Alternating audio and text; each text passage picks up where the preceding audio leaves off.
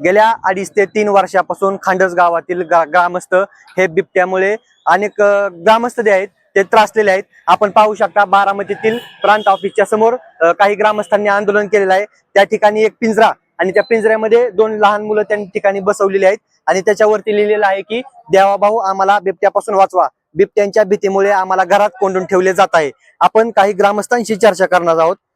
काय सांगाल, किती दिवसापासून तुम्ही प्रशासनाला पाठपुरावा करताय की बिबट्यामुळे आम्हाला बिबट्यापासून संरक्षण मिळालं पाहिजे?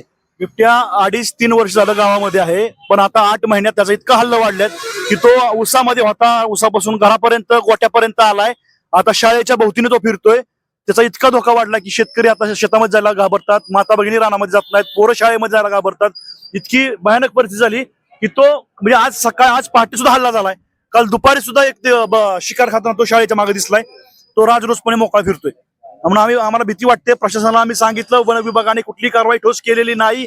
एसीएफ त्या मागच्या वेळेस आले होते, RFO आले होते, त्यांना सांगितलं पिंजरे वाढवा, एक पिंजरा वाढवला, कॅमेरे वाढवा, वाढवले नाहीत, ड्रोन वाढवा, वाढवले नाहीत, रेस्क्यू टीम वाढवा, वाढवली नाही। बट मला काय वाटतं मग हे जे बिबटे हल्ले करतो ह्याला जबाबदार कोण आहे?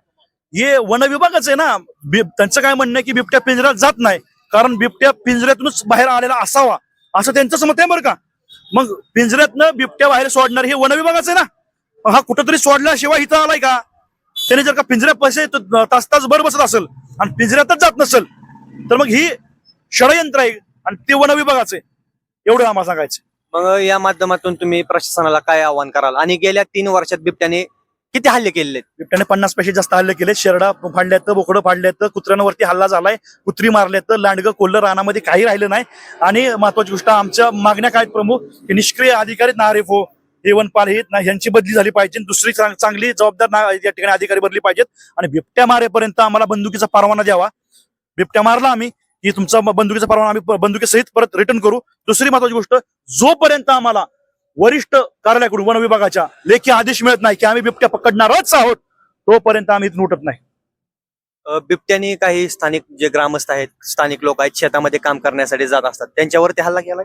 नाही, अजून हल्ला केला नाही। परंतु त्या दिवशी विठ्ठलवाडीमध्ये दुपारी 11:30 वाजता ज्या बायका खुरपायला हरभरा काढा बसले होते, हरभरा, त्यावेळेस त्या बायकांकडे तो रोखून बघत होता आणि तो त्यांच्यावरती हल्ला करण्याच्या अवस्थेमध्ये होता आणि त्या बायकांकडे तो एकटक बघत होता आणि पुढे पुढे सरकत होता।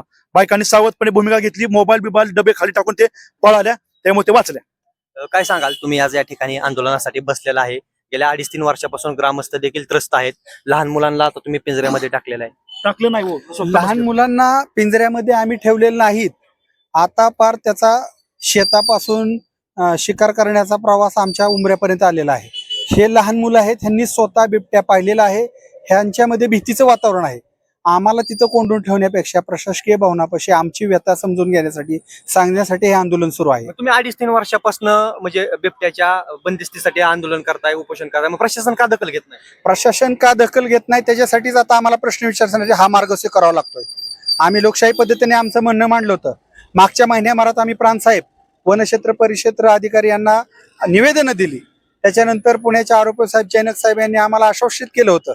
पण त्यानंतर जो बिबट्या जेरबंद व्हायला पाहिजे त्याने अजूनच जास्त अटॅक वाढवला।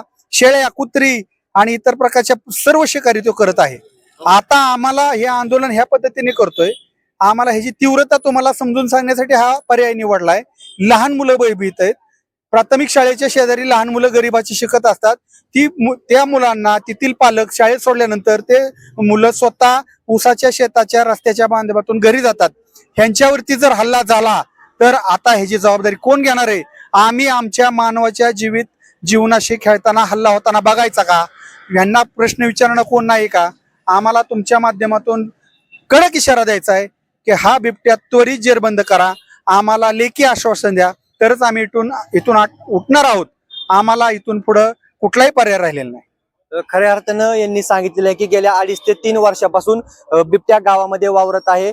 शेळ्या, मेंढ्या, कुत्रे, मांजरं अशांवरती तो अटॅक करत आहे। आम्ही देखील आता आमच्या उमऱ्यापर्यंत हा बिबट्या येऊन पोहोचलेला आहे। यामुळे प्रशासनाने देखील याची तातडीने दखल घेतली पाहिजे आणि जर दखल घेतली नाही तर आम्ही या ठिकाणाहून उठणार नाहीत। कॅमेरा पर्सन सह मी अनिकेत कांबळे, नवमहाराष्ट्र न्यूज, बारामती।